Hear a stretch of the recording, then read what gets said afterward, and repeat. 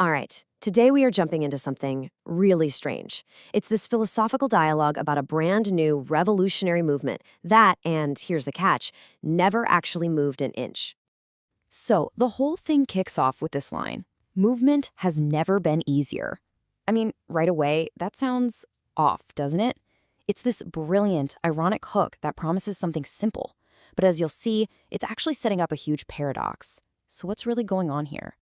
And that brings us to the first part of our story, the birth of a seemingly perfect idea that is completely, totally still. So what is this movement? Get this. It's called the movement of those who have thought that. And the core idea is, well, it's just absurdly genius. Two people realize they've had the exact same thought, completely independently. So they figure the movement's central idea is already complete. The work is done before it even starts.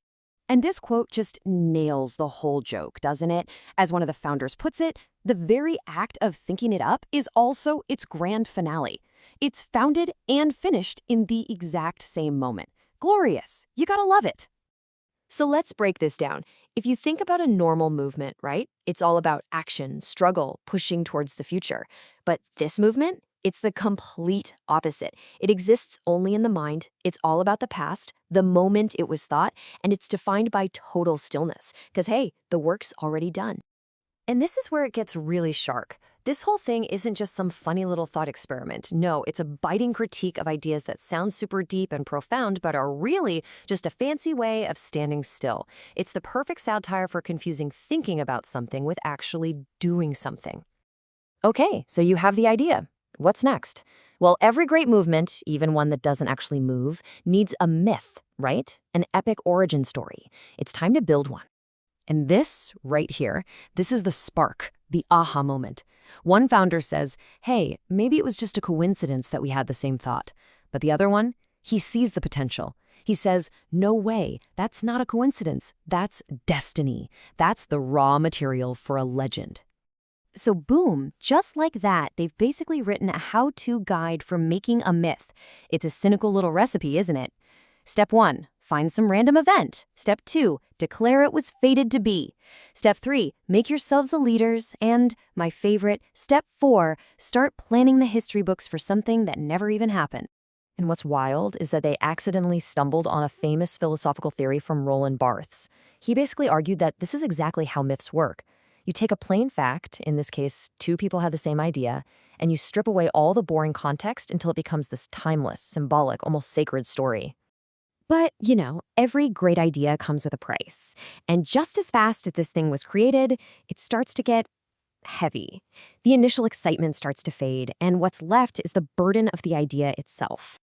And you can feel the mood just drop here. It's this really sad, sudden realization.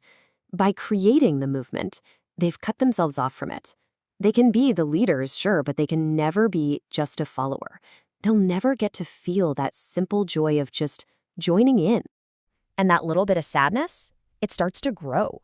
It becomes this heavy burden, just weighing on them, this idea that they've created pressing down until suddenly, it's not just a cool idea anymore. It's this enormous responsibility. They're not just two guys anymore. They're founders, historical figures who owe something to followers who don't even exist. So what do you do with that kind of crushing weight? Well, that leaves us to the final and honestly most surprising part of this whole story, the deep wisdom of just doing nothing at all. This is the question we're all thinking, right? I mean, come on. They cook up this grand idea, they feel all this potential, and then they just drop it? So does that mean they failed? Well, the analysis here says absolutely not. By walking away, they didn't fail. They actually achieved the purest kind of success. How is doing nothing a success? Well, think about what they managed to dodge. By stopping, they kept the pure idea from getting all twisted up with rigid rules and boring rituals. They said no thanks to the burden of power. And maybe, just maybe, they protected the world from one more rigid ideology. Their real triumph was in making history by not starting. And the thing is, they knew exactly what they were doing. As one of them looks back, he says they stopped when the idea was perfect, before it could freeze and turn into some lifeless set of rules. They quit while they were ahead. And this is where this whole bizarre story suddenly feels incredibly relevant, right? I mean, think about our world today, the digital age. Ideas go viral in a heartbeat, spreading all over the globe without anyone really stopping to think them through. This movement is like the final boss of that trend. An idea so smooth and easy, it requires zero effort at all. So it leaves us with this one big question to chew on.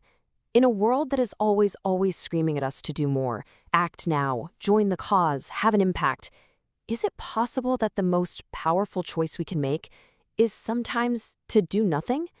Is the wisest move sometimes just to stay still?